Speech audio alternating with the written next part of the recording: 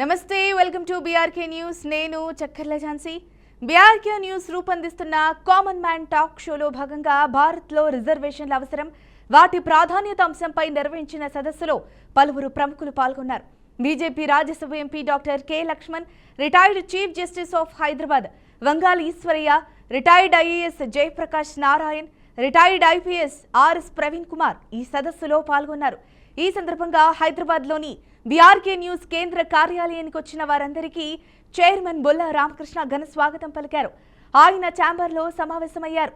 తాజా సామాజిక రాజకీయ అంశాలపై చర్చించారు. అనంతరం వారంతా ఛానల్ను వీక్షించారు. స్వయంగా చైర్మన్ బొల్ల రామకృష్ణ ఛానల్ పనితీరును వివరించారు. దేశం, రాజ్యాంగం, సామాజిక న్యాయం, రిజర్వేషన్లపై జరిగిన చర్చలు ఎంతో ప్రేరణాత్మకంగా నిలిచాయని అతిథులు అభిప్రాయపడ్డారు.